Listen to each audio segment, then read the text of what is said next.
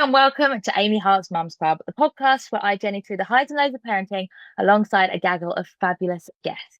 And that's not all. This podcast is for you. Me and my guests will be sharing our tips, tricks, and advice from our own parenting journeys to help you guys along the way. Don't forget to check us out on social media at Amy Hart's Mums Club on Instagram and TikTok. And I'm Amy Hart XO on Instagram and at Amy Hart on TikTok. Guest today is a big part of my formative years, and I expect a lot of yours too. I grew up watching him on telly on Towie, and now he is a father to two wonderful children, Parker and Callie. Please welcome Mario Falcone. Hello, thank you for having me. Hi, thank you for coming on. Yeah, like I say, a big part of like my teenage years. Well, not my teenage years. I was probably like 16. That makes me feel so old.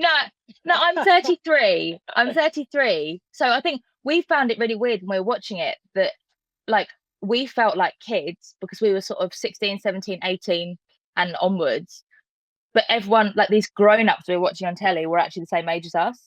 Yeah, we were kids. Yeah. Yeah. So it was really hard. Like for us to be like, oh, maybe we should be a bit more grown up like these people are. But we weren't particularly grown up on Towie, so you were probably more grown up than us, to be fair, especially me. I still see myself as a kid now because I think it's all about where you stand on the family tree. And I'm still like quite low down on the family tree. So I'm happy to just like be a kid at 33 years old, married with a child. But that's just me. Now you have Now you have like two children, Parker and Callie. So Parker is 7 in a couple of weeks and Callie is 2. What type of parent are you? I'd say that I'm pretty relaxed. I'm very involved. I'm very present. It was kind of one of the things that when I grew up, I never really spent as much time as I maybe would have liked to with my father, just because it was a different time where he had to be at work every day. And then when I started being successful financially, the one thing my dad always said to me was find balance. So it's all well and good providing for your family, but make sure you're present and you attend things. So I still try and do as many school runs as I can. Parker plays football 5 times a week. I take him to all of that. If he's not playing football, we play in the garden. So I'm kind of like, if there's never a no. So if he wants to play, it's always yes. If Callie wants me to do something, it's always yes. So just to try and be as present as possible because it's a very limited time. I think that's so good. I read a thing saying that a toddler hears no like 400 times a day because everything we're like, no, don't do that, don't do that, don't do that. So I think it like that whole like saying yes thing is amazing. Parker playing football 5 times a week. Is he like a child protege? Is that why he's there 5 times a week? Are we going to see him playing for England one day? Well, you never know. I don't want to build him up too much, but he is very good. He loves it. He's obsessed with it. I think it's probably because I love football. And he seems to mirror a lot of my traits and stuff that I like even his music. He likes Chris Brown. His favorite song's Undecided, which is not sure that's a good thing. But yeah, he is very good, and he loves it. So it's Mondays, Tuesday mornings, Wednesdays, Fridays, and Saturdays. And this week we have a game on Sunday as well. So Tuesday morning, is that before school? No, so Tuesdays before school. Yeah, Tuesday mornings before school. So that's he's got to be there at 7:45, and then in the evenings it's 6 till 7s. It's a rush. It's a lot. Oh my God. He loves it. So therefore I love it that he loves it. And he says he wants to be a professional football player, which I'm sure that, most boys of his age, have that dream. But I'd like to just make it. But not many of them play 5 days a week. So he's working on it. He's manifesting. I love it. He is manifesting. I manifest for him as well. Yeah. My little boy's 2.5 and we take him to football, but he just wants to play football. When they're like, okay, so we've got to get like a flat cone and a big cone and build a hippopotamus. Stanley's like, Mummy, I don't want to play these silly games. I just want to play football. See, he's got the bug. Yeah.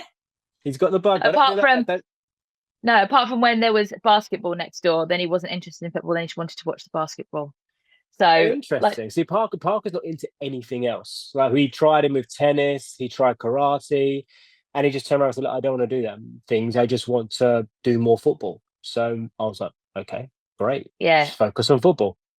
see Stanley again, 2.5. He's obsessed with darts, football, basketball, mini golf, and tennis now as well. So we just went on holiday and we sat opposite a tennis club, Mhm. and we were throwing balls for him, and he was smacking them. And I was like, okay, right, maybe we'll do tennis too. But There I you think go. it's a bit early for lessons and stuff. Um, Now you obviously had Parker, and then you went through IVF to have Callie. Was it a hard decision to go for IVF for your second child? Did it take a lot of sort of going, oh well, we'll leave it a bit longer, we'll leave it a bit longer, or were you just like, right, it's time to go? I feel like it was more the pressure of trying to conceive the second, and there was more pressure than there was when we conceived Parker. So, Parker was kind of, it happened, it was amazing, it was natural. And then you felt this growing pressure that he needed a sibling. So then as the age gap kept on growing, the pressure kept on growing, and then you do this whole horrible thing of, oh, I'm ovulating. This is the window, and I used to hate the window. The window used to just be the most unsexy thing. To be told you have to do something, it becomes the Yeah. hardest thing to do, and it just put loads of pressure on it. So I think we decided to do IVF, and we had a couple of unsuccessful attempts. One to the point where Becky miscarried at 11 weeks, and we were literally ready to tell family, ready to tell Parker, and that was really difficult. I think people see the IVF journey as being this thing where you get your goal and there's no trials and tribulations in between. So going through that was really difficult, especially for Becky. So when that happened, we'd been putting our wedding off year after year because of COVID, then Parker, and so on and so forth. So I said, let's just take a break from this. Arrange the wedding in Italy, have something to look forward to, and just put this to the back of our minds for a while, because it just consumed everything. It was every conversation, and it just became a lot. And that's what we did. We got married, and then after the wedding, we revisited it, and here we are. Callie's here, and it's been amazing, but it wasn't an easy journey. No. Mainly because of the pressures and the way that we had in our minds that Parker needed to have a sibling that was closer in age. And in reality, now it's kind of worked out even better. Um, they love each other. She's obsessed with Parker. I mean, he's typically like, oh, she's so annoying. She's so annoying. But she just is obsessed with him. Like, he's her favorite person in the whole wide world. And it made it easier that he could kind of entertain himself in Yeah. some areas when she was younger and quite a lot. And also under him understanding, like, I can't do that right now because I've got to feed the baby. I can't do that right now because Callie needs me. But understanding that it's not like I don't want anything to do with you type of thing. That I think when you're younger, you might not understand. No, exactly. And I think we were quite conscious of that as well. So we always tried to make an effort for one of us. It wouldn't always just be me either, that I'd take Parker out and do stuff in the early days of Callie. It would be that Becky would as well. So he didn't feel that mummy was just with Callie and he had daddy. It was, we alternated to make sure that he Yeah. still felt loved. And like I said, now it just works. They're cute together. Yeah, we grew up with a family who they had, me and my brother are like 2 years, 9 months. So we used to bicker, and we'd like share, like, like, sort of be interested in the same toys at the same time and stuff. And then this other family, they had like a 7 year age gap, and they got on so well. Mum was always like, it's because they've never had to like fight for the same toys. Yeah, yeah, exactly. And plus, because it's boy and girl, it's very different in what they want. And typically she's really good. So she'll be the one that goes, there you go, Parker. Oh, Whereas he'll be the one that'll be like, no, I want that. this is my Or it's Lego. like, it's exactly, or it's even things like cuddles. So she'll come and cuddle me and he'll get really jealous and he'll try and edge his way in between us. So it's quite funny. But on a whole, it does work. It does work pretty Yeah. well. How was IVF from your side? Because we hear so much about the women's perspective, because obviously it's women that are injecting and then going through the egg collection. But obviously it is a big strain on you too. Um, I think the strain for me was more just seeing what Becky had to go through. So I think, like I said, with the miscarriage part, um, we she had a bleed, and then we went in and everything was fine. They were like, I can't believe what it was called, to be honest. Typical man. And everything was fine. And then it went away. And then about 10 days later, it happened again. And we just assumed it was the same thing. And then it wasn't. It was, it's obviously something a lot more sinister and horrible. And then they said that she'd have to go in for the day and, technically give birth to everything. Yeah. And I said, look, I'll come in with you. I'll be with you for the day. She said, no, I'll do it on my own. She went, I'd rather you be a Parker. So he just has normality and that we're not all of a sudden both just disappeared for the day. And, he's with his grandparents. So even that, I found her strength to do that on her own really commendable, and kind of felt a little bit useless. Even though I was with Parker and I was looking after our son. So he had normality. I still felt that, I would have liked to have been there for her. And obviously with the Cali part, I think it was just because we've been through that. I guess it was just trying to not get carried away and get too excited. It kind of felt like it dampened it a little bit because obviously when we got to 12 weeks of Parker, that's kind of your milestone that things are, oh, this is actually happening now. We're past the first part. And with Cali, it kind of felt like we couldn't really celebrate too much. We were just always a bit apprehensive to tell people or even celebrate it ourselves. So it was, I think because of the miscarriage, it made it a bit of a harder journey.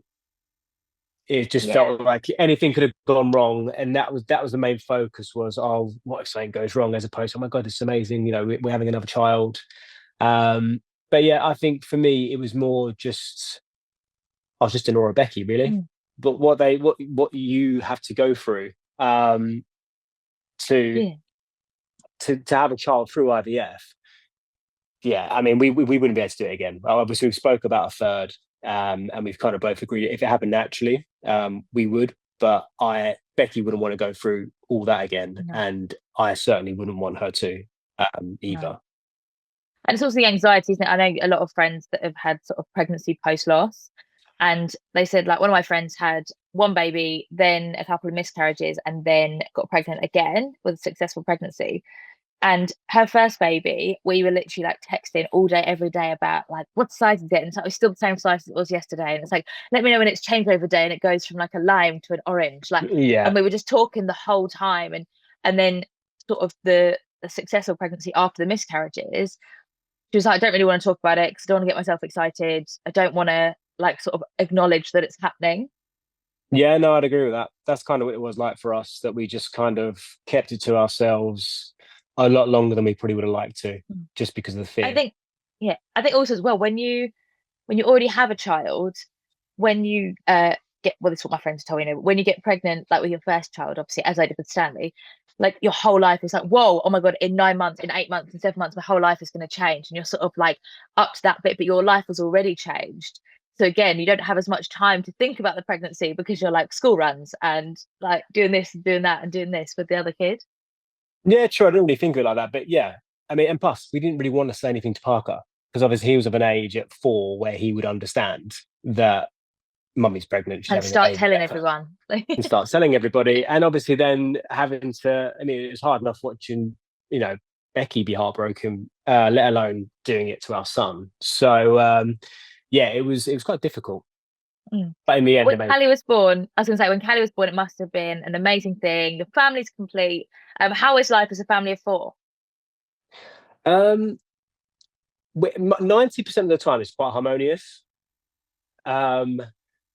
She's very, very different to Parker. So Parker's very calm, sensitive. He listens most of the time. Callie is a bit of a wild child, so she kind of does. Obviously, at 2, they're into everything anyway, but she's very assertive. She knows what she wants, which I love. I love that my little girl is like that. Especially, as she gets older, to be feisty, I think it's quite a good thing.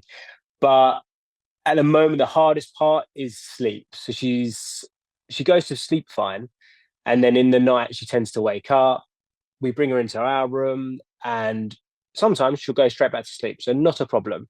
Other times she'll just be wide awake. So she could be wide awake for 2-3 hours, and she'll be sitting there singing songs or kicking you in the head, all sorts of things, or just literally, so she knows that her signals for going downstairs is that Becky puts on her dressing gown.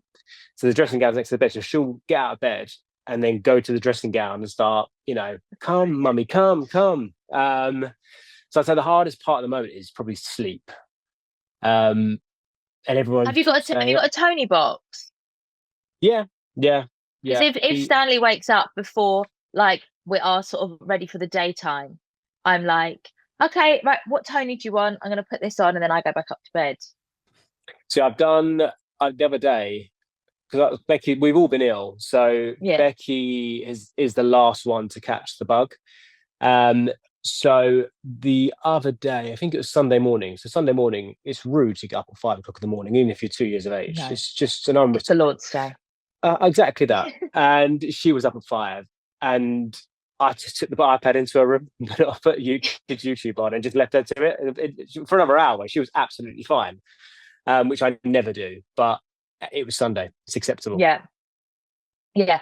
I one morning I was awake anyway, I think, and Stanley started being like, "Mummy, mummy," and he's quite a late sleeper anyway. But I didn't check my phone because I assumed it would be later, and because it was the summer, I walked downstairs and Stanley's got blackout blinds in his room, and I saw the light coming through a different window.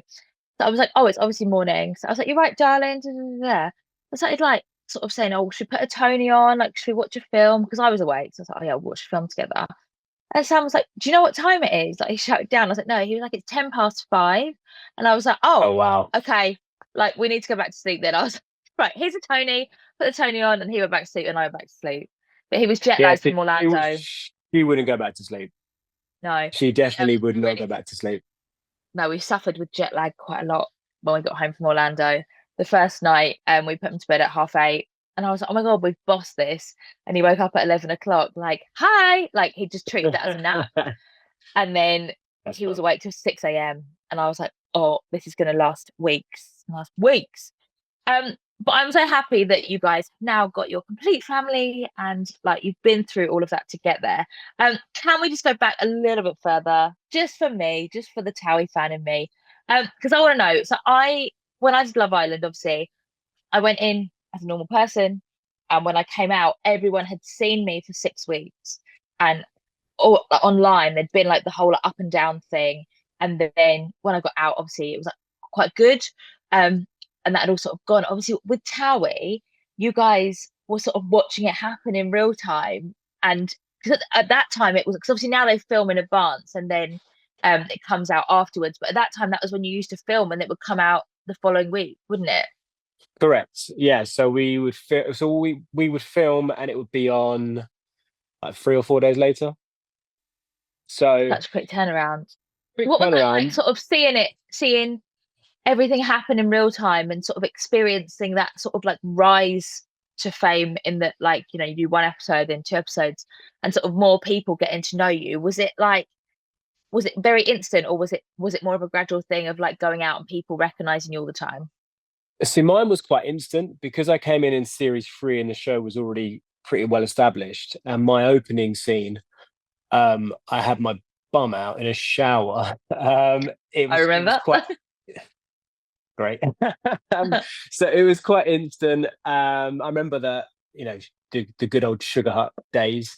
I remember going there probably a week after the first episode had aired, and it was instant. So obviously at that point you had people coming in from everywhere to go to Sugar Hut because they were fans of the show. Mhm. So it was very instant. I remember going with my friends thinking it would just be a normal night out, and it really, really wasn't. So I think that was instant, but it was like you said with the social media stuff.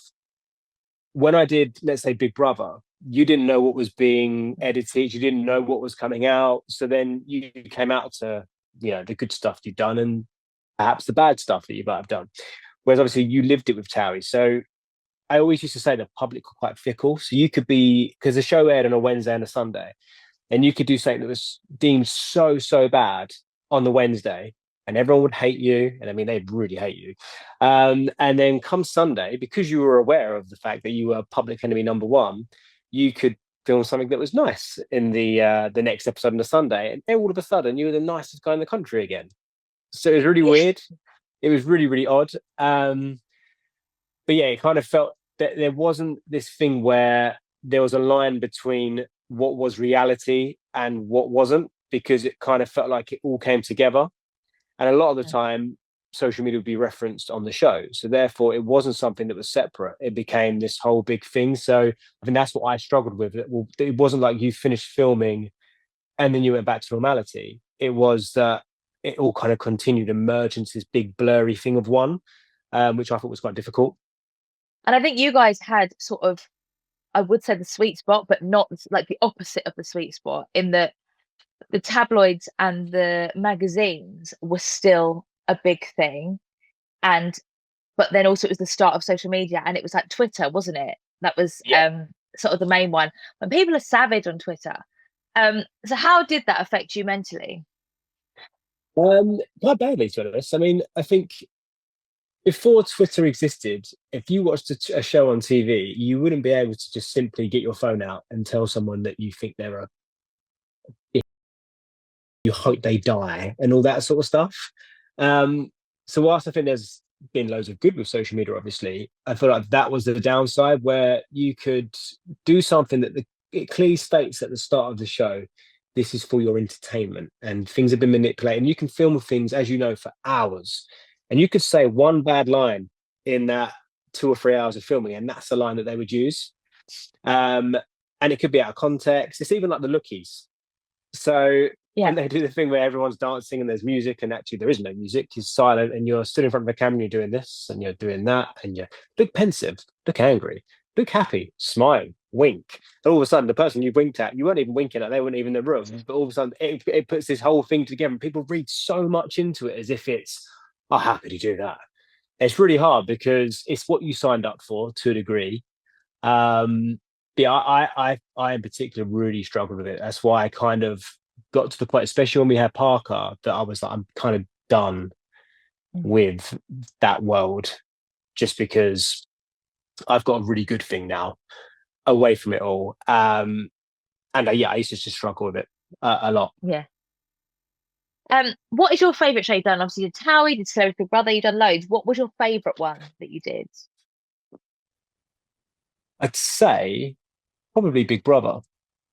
Um, I would I love made to good do friends. it. Yeah, I made good friendships in there. Obviously, I was really close with Charlotte from Geordie Shore on that show. We had a blast in there, and I kind of feel like when you go into that kind of environment, people say, "Oh, you must be aware of the cameras," but after once you're living in somewhere, you're not. It's just you just kind of crack on, and there's no other distractions in there. So you have to learn to be sociable, and you have to ask people questions. And I was in there with Ron Atkinson. Obviously, I'm a massive football fan. So just sitting with him, I remember there was this really one surreal moment where he was sat in the bath, a bubble bath, and I was sat next to the bath talking to him about football. And he was answering stuff about Beckham, all this sort of stuff. And it was wicked. And I thought, where else would you ever do this?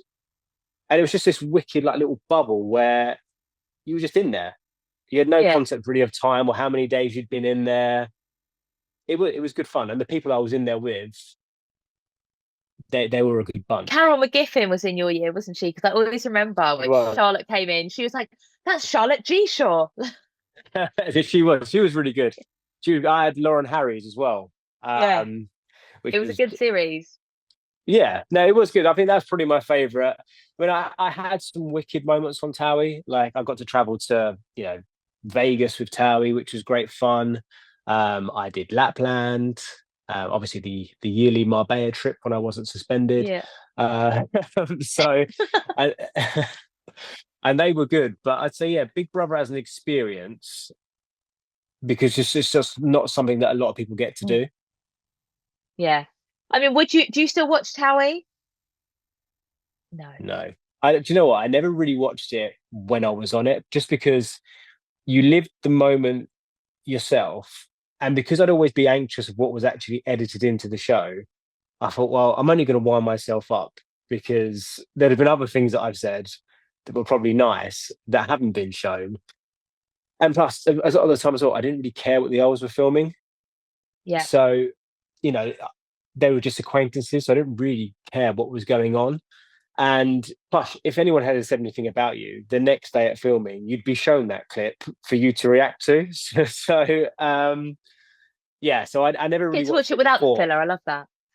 Exactly, So exactly. we won't see you coming out of retirement to go back anytime soon.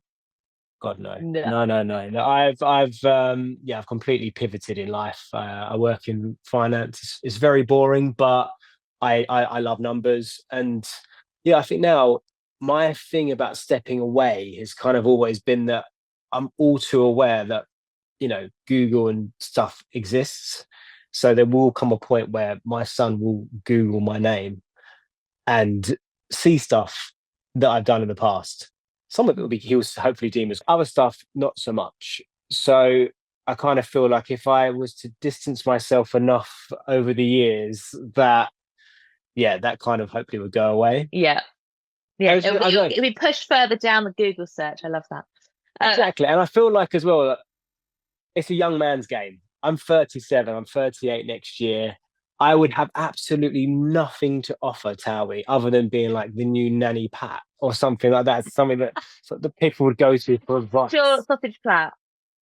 Not very great. Not very That sounded like a great. very weird question, but Yeah. People that didn't watch Towie will be like, what? yeah. Why is she asking about her sausage plat? Um,